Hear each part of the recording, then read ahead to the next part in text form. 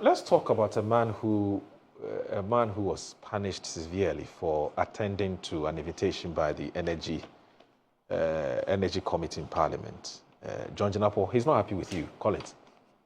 He said you invited him for a meeting to brief him on the state of energy sector. He gave you the briefing, and then you turn around to say he's talking plenty and that he's engaged in fear-mongering. You know, he's engaged in all kinds of things. I mean, that's very unfair to him. Yesterday we had a how do you call it, an interview with him on the show. Briefly, exactly what happened, so that we can move to a more substantive issue. My good friend John Jinapor. John Jinapor. I've seen some publication on Ghana Web that the MPP tricked. Yes, it emanated from here. Yeah, yes. I mean, we tricked him into making comments, and I found that very, very unfortunate. The Energy Committee, as part of our oversight responsibilities, invited agencies under the power sector, VRA, GRIDCO, PURC, NEDCO, ECG, essentially for them to brief the committee on their activities. And what we normally do is that we look at their scheduled activities for the year and then approve them, basically. It was during this session that the committee, led by the chairman, and the chair of the committee is from the majority side. Yeah. Decided to bring in the media. And the media was just to cover the initial deliberations, which had the minister to give a brief remark. It was during his brief remarks as a minister that he made that statement that as he sits, he's grumbling with how he intends to get fuel into the system, because the fuel that we have is just for 2.5 days. These were his words, not our words.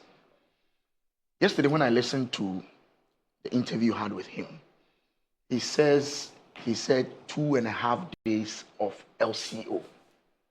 And my brother, I have the video here. He never mentioned any LCO. When he met you? Yeah, absolutely. During the committee interaction. And the video is here. It's not my creation. It was because of that particular statement. Immediately he finished, then the media guys who were there tweeted it. I saw it on Joy News and the rest that minister says we have 2.5 days left of fuel. So we didn't trick him. You can listen to the sound bite. I've just seen your. But else you were saying light crude oil. Absolutely. So at the committee, we all cringed a little bit. We all became a little bit jittery. Because he had made similar statements, if you recall, that we have just 5 hours of fuel left. Yeah. Then he subsequently came during the vetting to explain HFO. that he was referring to HFO. Yes. When he left, then GRIDCO appeared. Yes. When GRIDCO appeared, GRIDCO then gave us a data. And the data showed that the 2.5 days he was referring to that had already gone viral was just in reference to one particular thermal plant, which is Power. So let me make it clear. We did not trick him. He was not invited by the minority. He was invited by the committee, chaired by the majority side. And it was he himself who made that comment. We didn't trick him to come and make that comment. Subsequently, I've heard him on other platforms now clarifying that what he was referring to was just in reference to LCO, which was to one particular thermal plant. How then do you blame the minority? How do you blame the minority for it? Do you typically invite the media to cover these kinds of engagements? I've been in other committees. Okay. The standing orders allow that even committee sittings can be public. Right. Yes.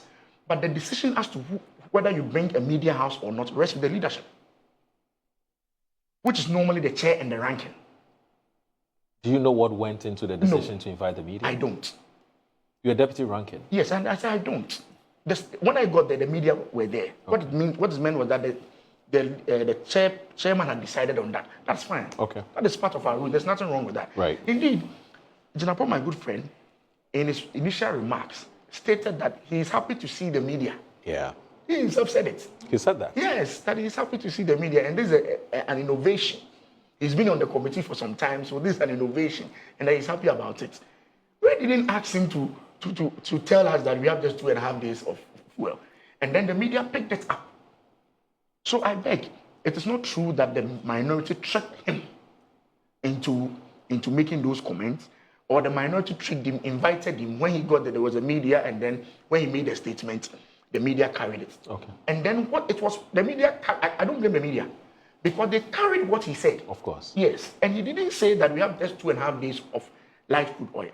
He said we have just 2.5 days of fuel. That was what he said. And that was what caused the panic with the media, and then they started tweeting it, and I saw Joy, Metro, everybody picked it up. So please, it is not entirely the case. Okay. But of course, subsequently, he's made comment that we've received some liquid fuel into the system. That is soothing for all of us. I'm happy, I'm a Ghanaian. If the lights are on, I'm happy about it. But there's nothing wrong with the minority drawing his attention to that kind of statement, especially on the back of what he said on the 7th of January. Because if you're a businessman and the minister said, I have just 2.5 days of fuel left, of course you panic. If you're in the industry, you panic. So the minorities call for him to focus his attention more on the doables rather than the panic communication. I don't see anything wrong with that.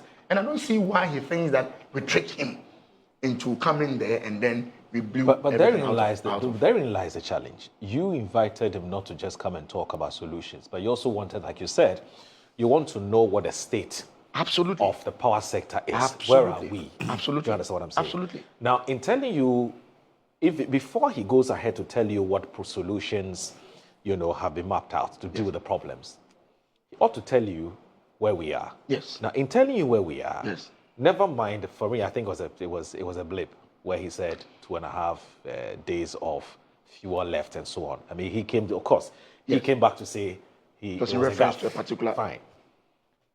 But if the man tells you that this is where we are, 2.5 days, how then do you turn around to say that instead of telling us what the problem is, tell us what the solution is? No, the man didn't come to tell us the facts. You yourself, you are saying that the 2.5 days he was referring to, obviously may be a mishap. Yes. Not obviously. I mean, he himself has come out absolutely. to clarify. So, you think we shouldn't prompt him that kind of statements are not well within the scope of things? Why shouldn't we say that? So, if he had come to the meeting and he said that we have 2.5 days of LCO in respect of Sen Power, but we have others. There are other fuels and other thermal plant that can run for. In fact, the critical report says some of them have about 11 days, 12 days left. Right. The media wouldn't have picked it up that you are saying 2.5 days. Okay. Yes. So our point is not for him. We are not saying that you shouldn't give us the facts. Okay. But you should give us the facts. Right. Yes, that's all. Right. You shouldn't be giving us any. So your issue is not about the fact that you think he's talking too much. Your issue is tell us the truth. Tell us the facts. Absolutely. Tell us the facts. See. And because the what the media has reported on various platforms is that you're saying that don't even tell us at all what the problem is. Just tell us what the solution is. I was part of the drafting of the statement. I have a copy of the statement here. And I can give you a copy of the statement. Right. There's no way in the statement that we said that don't talk. He shouldn't be talking. Okay. There's no way in that. All we said was that he should focus his attention more on the deliverables. All right. That's all. Okay.